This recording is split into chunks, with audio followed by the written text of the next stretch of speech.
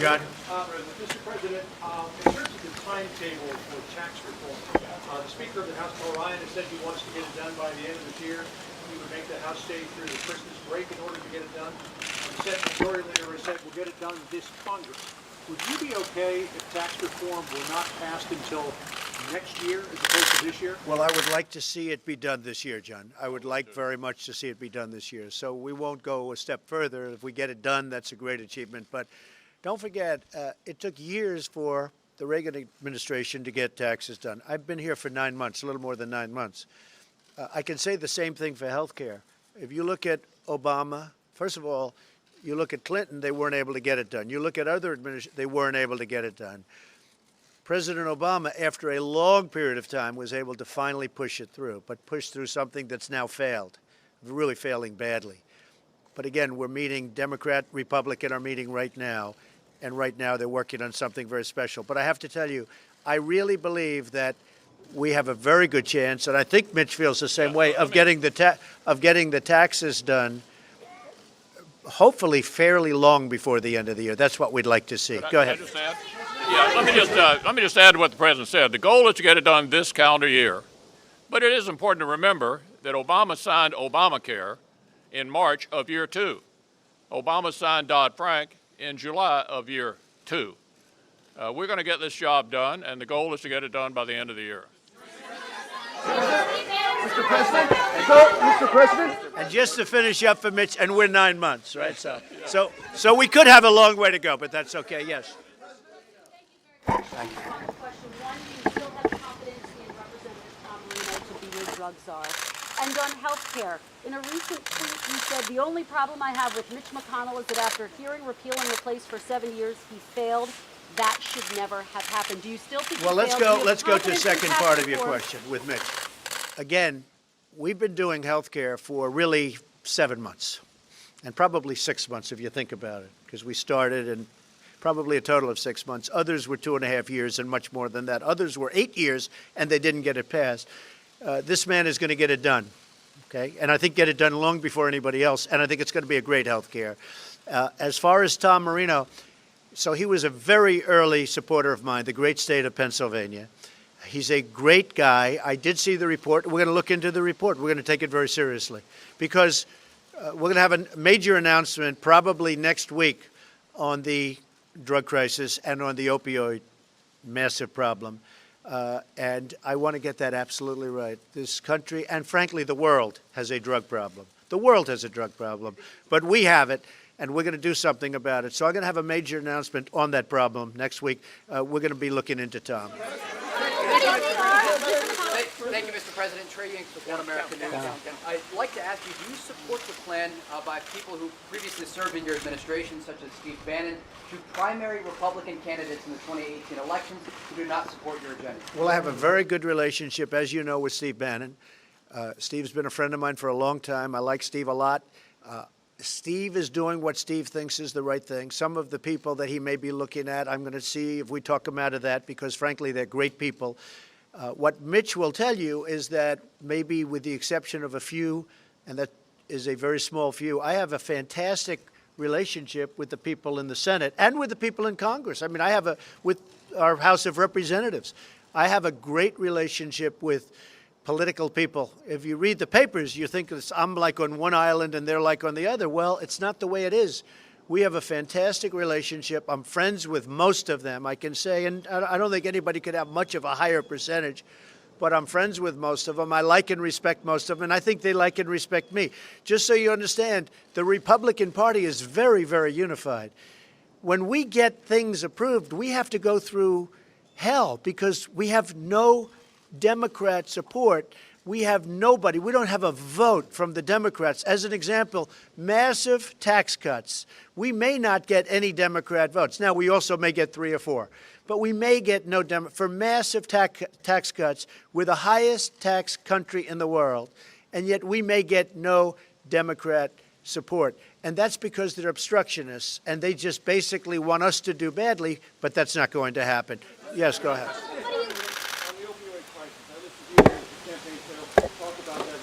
Right.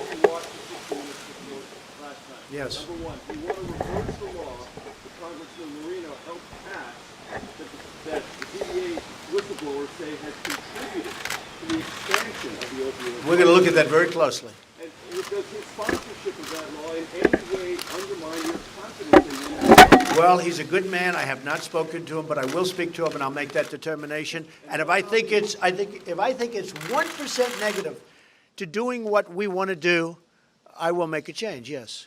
Mr. McConnell. Wait 1 second. Yes. What about declaring a written national emergency for this crisis? You talked about it, but you haven't. We are going to be doing that next week. By the way, you know that's a big step. By the way, people have no understanding of what you just said. That is a very, very big statement. It's a very important step. And to get to that step, a lot of work has to be done, and it's time-consuming work. We're going to be doing it next week, okay? Mr.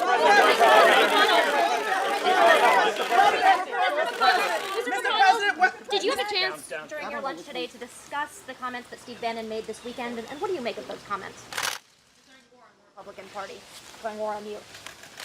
Look, the goal here is to win elections in November.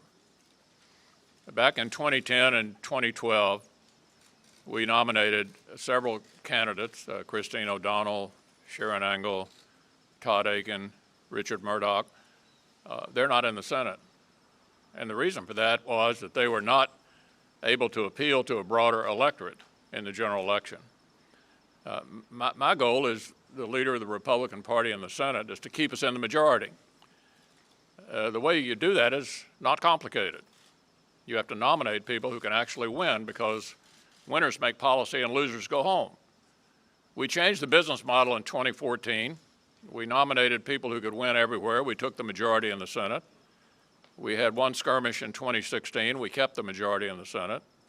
So our operating approach will be to support our incumbents, and in open seats to seek to help nominate people who can actually win in November.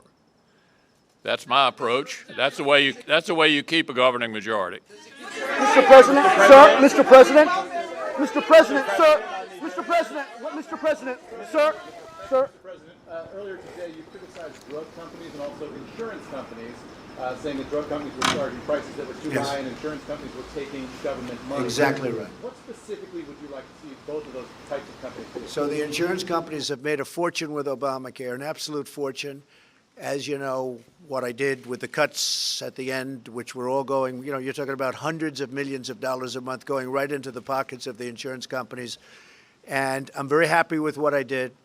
And because of that, people are talking now. Democrats are talking to the Republicans for a short-term taking care of what we will call health care, so that people can have good health care without big spikes. You would have had massive spikes. You already have. I mean, every year, the massive spikes to Obamacare have been ridiculous. As far as, and I didn't speak to Mitch about this today, but a priority of mine, and you know that this is coming up, will be the cost of prescription drugs. We're going to get the costs way down, way down. And those drug companies, so you have the insurance companies in the one case. In the other case, actually, with regard to both, you have the drug companies. They contribute massive amounts of money to political people. I don't know, Mitch, maybe even to you. But I have to tell you, they contribute massive amounts of money. Me, I'm not interested in their money. I don't need their money. I will tell you, you have prescription drugs. You go to England, you go to various places, Canada, you go to many, many countries, and the same exact pill from the same company, the same box, same everything, is a tiny fraction of what it costs in the United States. We are going to get drug prices, prescription drug prices, way down, because the world is taking advantage of us. The world is taking advantage of us when that happens. So that's going to be very important. Sir, Mr. President, sir, Mr. President. Thank you. On health care, there are about 6 million people that get subsidies to help pay for Obamacare. About 70% by one study come from states that you won in November. Yeah. Now that you've cut off these payments, are you going to ensure that those people will still get help from the federal government to pay for that insurance? Well, that's what we're looking to do, Joe. We want to get it down so that people can have affordable health care. Look, you look at some states, 116% up. In Alaska, over 200% up. In other states, 50%, 70% up. And those are some of the states that are doing better. Obamacare is a wreck. It's a mess. It's destroying lives. We want to get it in those states, the states that I did so well in, but also in states that I didn't win. I want to get health care that's much more affordable and much better health care, and that's what we're doing. Yes. Let me ask you about tax reform. Go ahead, tax reform. Yeah, tax reform. You had said the other day that there were some adjustments being made. Yeah. Gary Cohn said today that there would be some things that are negotiable. What exactly, in your eyes, is negotiable? And then for the leader, you said that the top priority is tax reduction. You did not say tax reform in 2017, Leader McConnell. So could you commit specifically to tax reform in 2017 to the both of you? So we are doing minor adjustments. We want to make sure that the middle class is the biggest beneficiary of the tax cuts and tax reform. And that's, I'm sure, what Mitch meant also, because people get it confused. We are doing massive tax cuts. We're also doing simplification and reform. Simplification, where literally, if we can do it on one page, now in some cases it may be 2 pages, but we're doing major simplification. We're bringing the categories down from, if you include 0, because there are 0, we're bringing it from 8 to 4. That's a big, big simplification, just that alone. But we are doing the massive cuts, and I will say this, wherever I've been, this has been so popular with the people. Now we have to get a couple of additional people to raise their hands. Mitch? President? Yeah, I agree with the president. It's about both reduction and reform. It's been 30 years since this kind of effort was undertaken successfully, and we're going to succeed this time. The bills, the details of them, will be written by the Ways and Means and Finance committees after we approve the budget, and obviously the budget opens the path to tax reform. But it's about both reform and reduction. Why haven't we heard anything from you so far about the soldiers that were killed in Niger, and what do you have to say about that? I've written them personal letters. They've been sent, or they're going out tonight, but they were written during the weekend. I will, at some point during the period of time, call the parents and the families, because I have done that traditionally.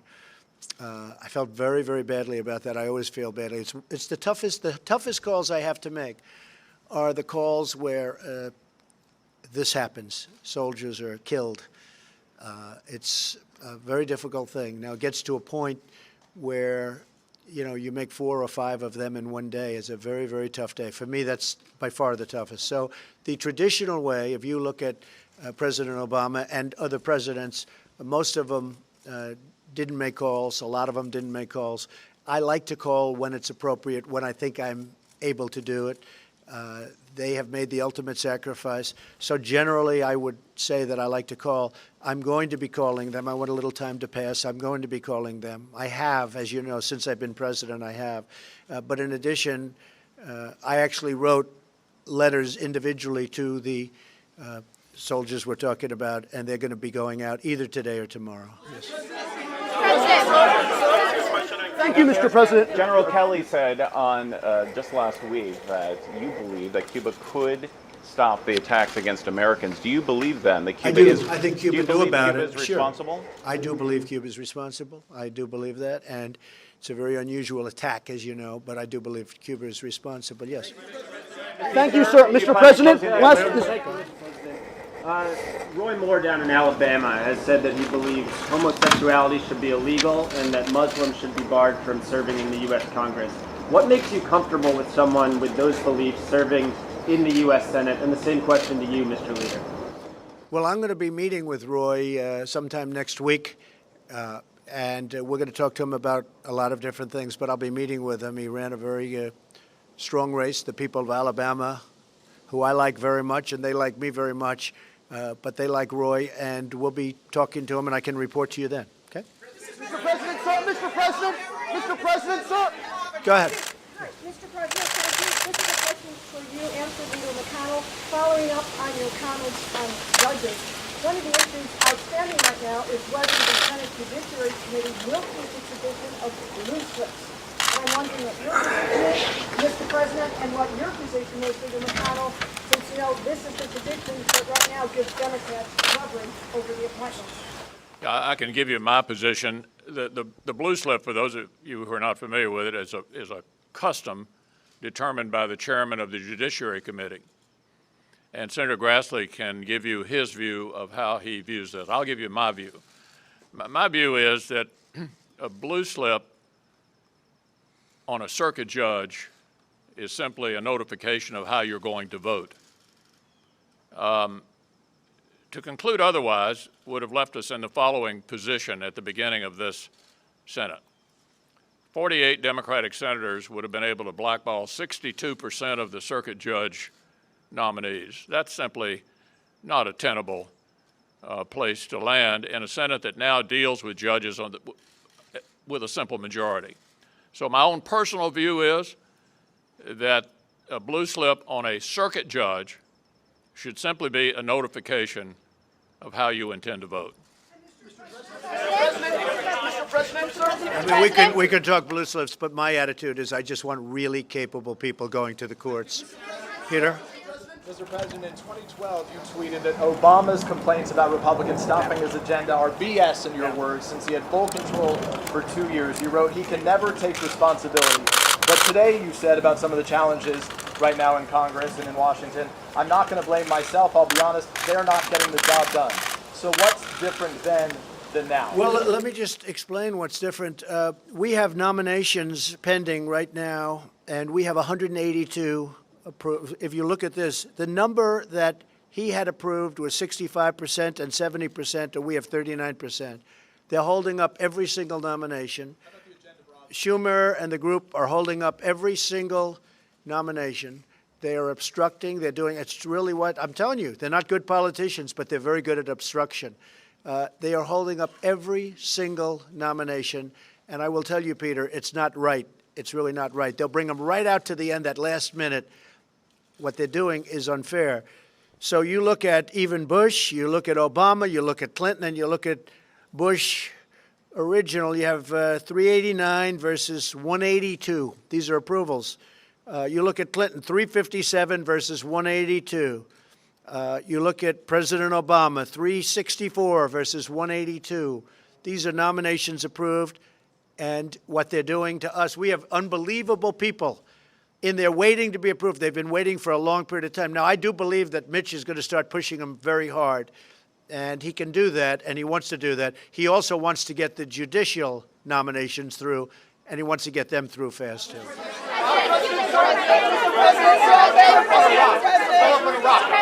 Go ahead, John.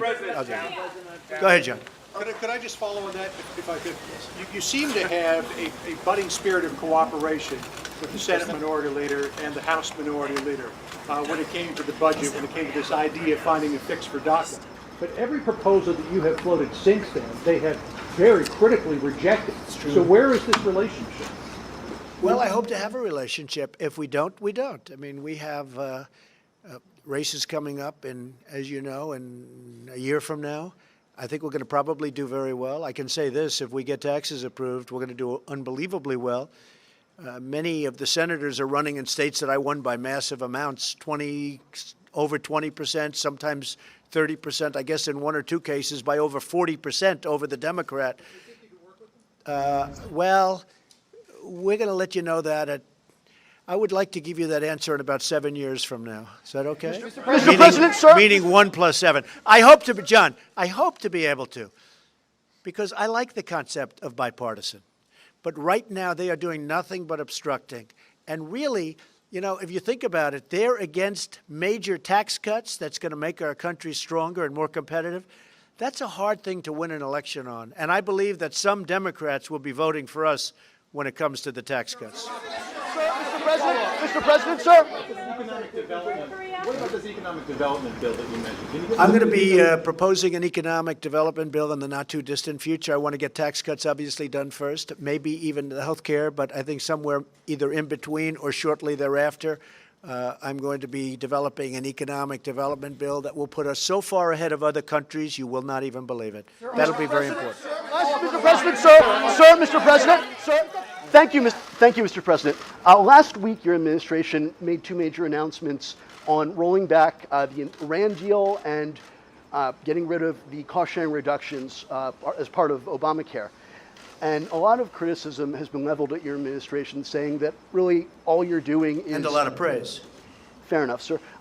Rolling back, a lot of what you're doing is simply rolling back everything your predecessor accomplished. Is there a single policy of your predecessor that you specifically do not want to touch, sir? Well, we're very opposite in terms of incentives and incentives for jobs and other things. And if you look at what's happened, we just hit a new high today again in the stock market. We've picked up, Mitch, it's as of this moment, $5.2 trillion in stock market value. We have the lowest unemployment rate in, I believe it's almost 17 years. We're doing well. We're going to be doing immigration work that's going to be outstanding, and we're going to have people coming into our country based hopefully on a merit system, not just coming in randomly, but they're going to be coming in based on a merit system where they can help us, because I have companies moving into this country. You saw what happened with the automobile industry last week with 5 major plants. We have companies pouring back into this country for the first time in anybody's memory. We are actually going to be fairly soon at a point where we're going to need workers. Our country is going to do so well, but the tax cuts are going to be a major, major part of it. You want to keep in place, though? Is there a single policy you keep in place? Not too many, I must say. It's the opposite side of the spectrum. Sir, if I could follow up on All right, Peter, go ahead, Peter. Earlier you said that President Obama never called the families of fallen soldiers. How can you make that claim? I don't know if he did. No. I was told that he didn't often, and a lot of presidents don't. They write letters. I do. Excuse me, Peter. I do a combination of both. Sometimes it's a very difficult thing to do, but I do a combination of both. President Obama, I think, probably did sometimes, and maybe sometimes he didn't. I don't know. That's what I was told. All I can do is ask my generals. Other presidents did not call. They'd write letters, and some presidents didn't do anything. But I like the combination of, I like when I can, the combination of a call and also a letter. Mr. President. Mr. President. Mr. President, thank you. Sorry. If it would help you. One at a time. Go ahead. Thank you. If it would help Special Counsel Robert Mueller get to the end of the Russia investigation. Well, I'd like to see it end. Look, the whole Russian thing was an excuse. Excuse me. The whole Russian thing was an excuse for the Democrats losing the election, and it turns out to be just one excuse. I mean, today Hillary blamed Nigel Farage. That one came out of nowhere. So that was just an excuse for the Democrats losing an election that, frankly, they have a big advantage in the Electoral College. They should always be able to win in the Electoral College, but they were unable to do it. So there has been absolutely no collusion. It's been stated that they have no collusion. They ought to get to the end of it, because I think the American public is sick of it. Go ahead. Interview. Mr. President, Veronica Cleary with Fox 5. Yes. Do you believe that your comments in any way affected Bo Bergdahl's ability to receive a fair trial? And can you respond to his attorney's Well, I can't claims comment that... on Bo Bergdahl because he's, as you know, I guess he's doing something today, as we know, and he's also they're setting up sentencing. So I'm not going to comment on him, but I think people have heard my comments in the past. Go ahead. Will you extend the deadline for DACA recipients if Congress can't pass the bill by March? Mitch McConnell. Well, they should be able to do something, but we need very strong border security, and we do want the wall. Go ahead. The question is about the fires in Northern California. They feel like they're left out. No, they haven't. In fact, I spoke to Governor Brown. We had a great conversation. We have FEMA there, and as you know, James Lee Witt gave us an A+, and I think if he didn't include the fires, he would include the fires also. We have FEMA there. We have military there. We have first responders there. It's a tragic situation, but we're working very closely with the representatives from California, and we're doing a good job. Mr. President, Mr. President, Mr. President, Mr. President, Mr. President. Go ahead, back. Yes, go ahead, back.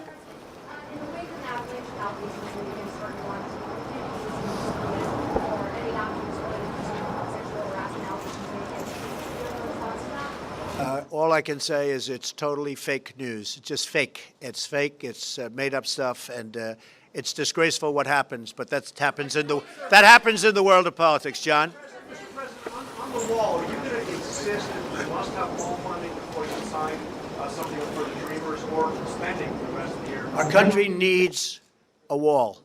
Mexico You see what's happening there. You see what just happened yesterday with one of their big political leaders. Mexico is not doing particularly well when it comes to the kind of thing that we have great interest in.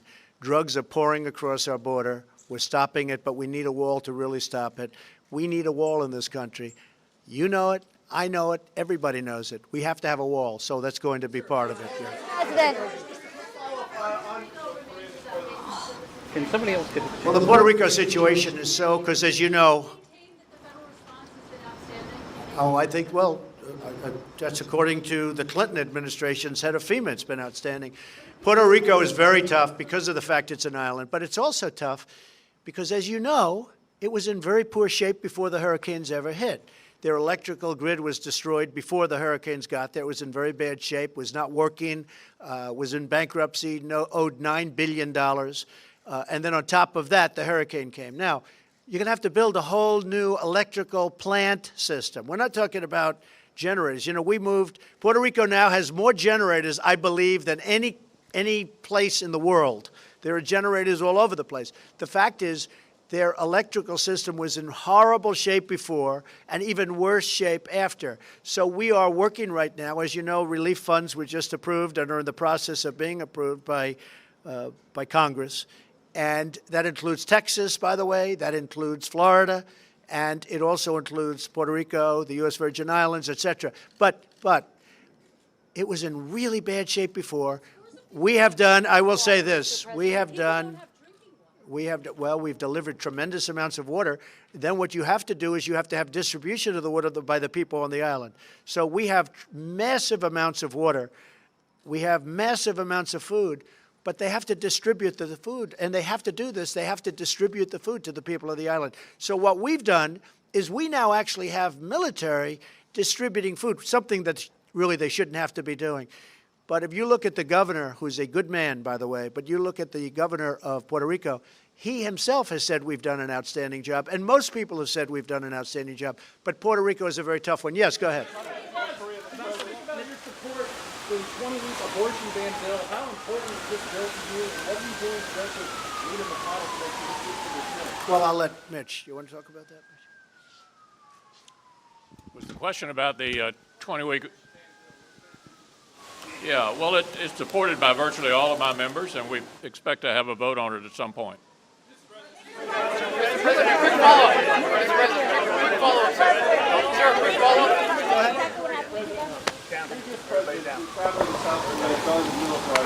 are those who believe this would be the worst time to do that because it would be viewed as provocative. How do you view what you're trying to accomplish in South Korea? Do you intend to go to the DNC? Well, I'll be going, as you know, to South Korea, to China, to Japan, to Vietnam for the summit. We have a big economic summit there. I may be going to the Philippines also. We've been invited. We've been invited to the Philippines, so I may be going to the Philippines. And I look forward to all of them. We haven't set the details as of this moment. We'll take a look at that. I didn't hear in terms of provoking, but we will certainly take a look at Mr. President, Mr. President. Sir, a quick follow-up on an earlier question to Sarah. You discussed the special counsel and the investigation currently. Are you considering firing Robert Mueller? No, not at all. And one quick follow-up on Iraq, sir. On Iraq, the Kurdish forces and Iraqi forces last night were clashing in northern Iraq. Are you concerned about a larger conflict in the region while U.S. forces are still advising on the ground? We don't like the fact that they're clashing. We're not taking sides, but we don't like the fact that they're clashing. Well, let me tell you, we've had for many years very good relationship with the Kurds, as you know, and we've also been on the side of Iraq. Even though we should have never been in there in the first place, we should never have been there. But we're not taking sides in that battle, John. In an interview earlier today, Hillary Clinton said that she did not believe that players taking a knee in the NFL was about disrespecting the flag. Complete odds with the way that you have portrayed this. You fired back in a tweet saying you hope that she runs again in 2020. Why? Oh, I hope Hillary runs. Is she going to run? I hope. Hillary, please run again. Go ahead. So she's at odds with you over whether or not this is disrespecting the flag. Is she right or is she wrong? I think she's wrong. Look, when they take a knee, there's plenty of time to do knees and there's plenty of time to do lots of other things. But when you take a knee, well, that's why she lost the election. I mean, honestly, it's that thinking. That is the reason she lost the election. when you go down and take a knee or any other way, you're sitting, essentially, for our great national anthem. You're disrespecting our flag, and you're disrespecting our country. And the NFL should have suspended some of these players for one game. Not fire them, suspended them for one game. And then if they did it again, it could have been 2 games and 3 games, and then for the season. You wouldn't have people disrespecting our country right now. And if Hillary Clinton actually made the statement that in a form sitting down during the playing of our great national anthem is not disrespectful, then I fully understand why she didn't win. I know, I mean, look, there are a lot of reasons she didn't win, including the fact that she was not good at what she did. But I will tell you, that is something that I had just heard about, and I think that her statement in itself is very disrespectful to our country.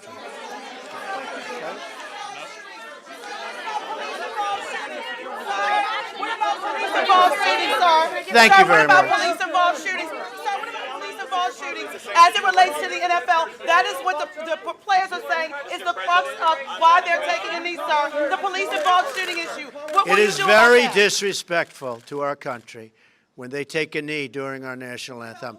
It is very disrespectful. Just hear it. It is very disrespectful to our country when they take a knee during the national anthem, number one. Number two, the people of our country are very angry at the NFL. All you have to do is look at their ratings and look at their stadiums. You see empty seats where you never saw them before. A lot of people are very angry at it. It is highly disrespectful. They shouldn't do it. Thank you very much, everybody. Thank you. All right, folks, so the White House press briefing is starting in just a few minutes, so don't go anywhere. We're going to be switching over to the White House press briefing with Sarah Sanders. Like I said, don't go anywhere, and it should be coming up on your screen in just a moment. It was scheduled to start before this happened, but for some reason the president wanted to come out and speak regarding his meeting with Mitch McConnell. So here we go. Give me 1 second.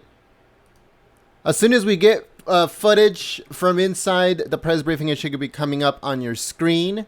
So don't go anywhere. And please share the stream, and the White House press briefing should start soon.